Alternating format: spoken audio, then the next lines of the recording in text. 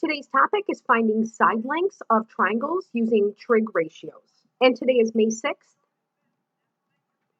Our note packet should have 3 pages.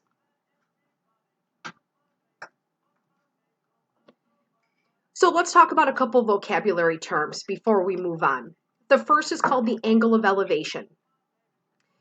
The angle of elevation is typically found inside the triangle at the bottom, and it's formed when you have a horizontal line of sight as well as a line of sight when you're looking up at an object. So in this picture, we have a surveyor. Here's his horizontal line of sight, but he's also looking up at the top of the telephone pole.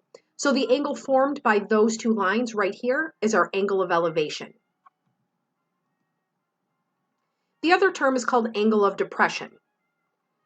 Angle of depression is also an angle formed with a horizontal line of sight, but when you're looking down on an object. In my diagram, I have a man who's looking down at a boat in the water, so there's one line of sight, and then he could also look out in a horizontal manner. So the angle of depression is formed by those two lines of sight. The angle of depression is different. It is not located inside the triangle at all, and therefore it seems almost useless when it comes to making a calculation.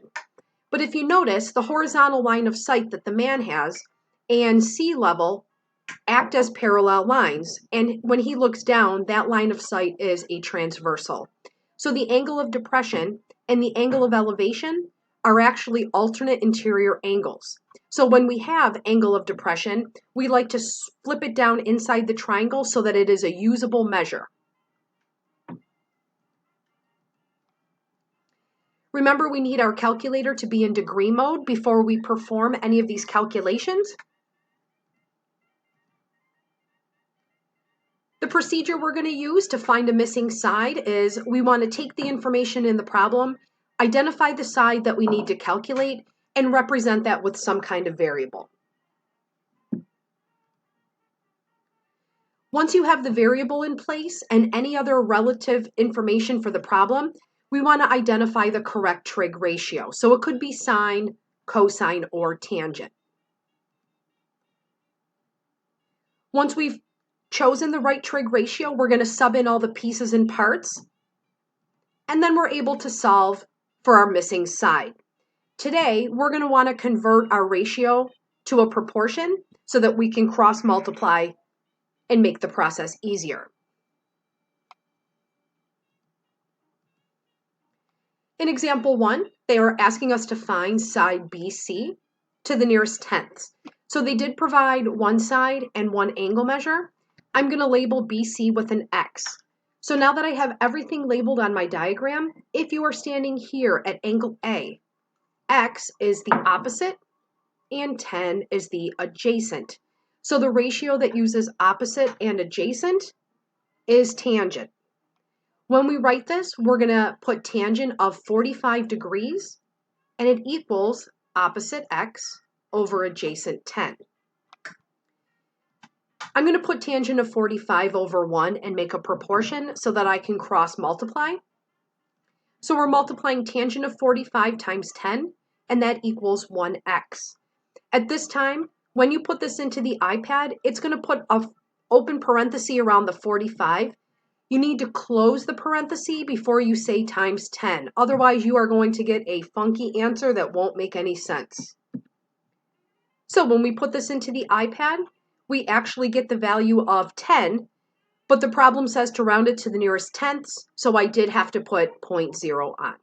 So our side BC is equal to 10 units. In example 2, they're asking us to find the length of side AC to the nearest tenths. So let me put a variable x there. They have provided me with 50. This is the hypotenuse because it's across from the right angle. And angle A is 53 degrees. So with that information, AC is adjacent, and we said 50 was the hypotenuse. So the ratio that uses adjacent and hypotenuse is cosine. So we'll set it up as cosine of 53 equals opposite over hypotenuse. Let's make a proportion, and we'll cross multiply. Again, when you put in the 53, you have to close the parenthesis before multiplying by 50. And the value of x is slightly larger than 30, so rounded to the nearest tenths, it's 30.1.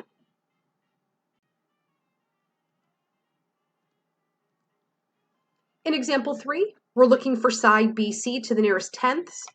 They have provided AB as 20. Again, this is across from the right angle, so 20 is my hypotenuse, and I'm at angle A with a measure of 28 degrees, and there's my missing side.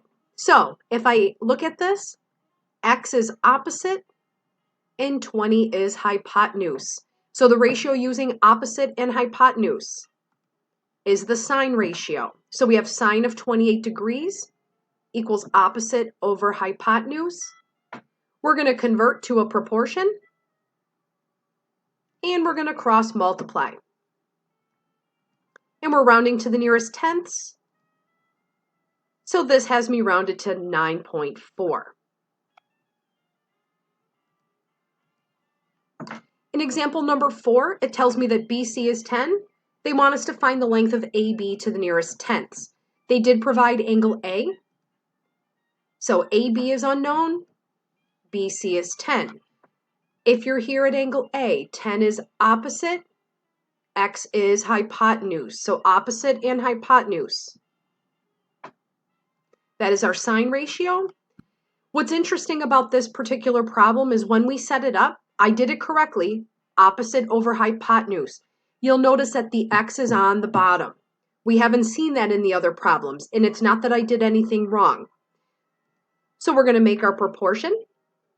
When you cross multiply now, it's sine of 48 times x, and that equals 1 times 10. The goal is to isolate x, and we'll do that by dividing both sides by sine of 48. The sine of 48s cancel each other. When you enter into the iPad, you can use the fraction key. I would recommend putting a decimal either on the 10 or on the 48 so that when it returns an answer, it will be in a decimal form. But the correct answer for the missing side rounded should be 13.5 units. In our last set of examples, they want us to state the trig ratio, sine, cosine, or tangent that we would use to solve the problem. So in number 1, they want us to find angle A, but they're providing us sides A and B. From angle A, I would have opposite and adjacent. So the ratio that I would use would be tangent. Now we're going to move on to number 2. In number 2, they want us to find angle B, and they're providing us with A and C. If I'm here at B, I have adjacent and I have hypotenuse. So the ratio that uses adjacent and hypotenuse is cosine. In example 3, we're finding angle B, but they're providing us side B and C. So in relation to that angle, we have opposite and hypotenuse. So the ratio using those two sides is the sine ratio. In problem number 4, they're asking us to find C, but they're giving us B, and we're working from angle A. So with that information, I have adjacent and hypotenuse. So the correct ratio would be cosine. In number 5, they're asking us to find angle or side C. We're provided side A, and we're working with angle A. So based on that information, I have opposite and hypotenuse.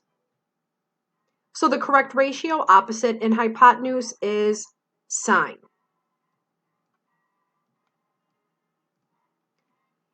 And in number 6, they're asking us to find side B. They're giving us side A, and we're working from angle B.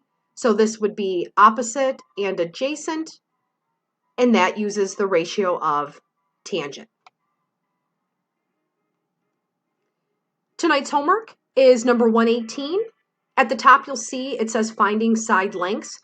Please show all the work, just like we did in examples 1 through 4 on our notes. If you have any questions as you're going through these problems, please ask. Hopefully you've realized that I'm taking a weekly quiz grade based on the accuracy of your homework. So you want to make sure that you get everything right. Have a great day.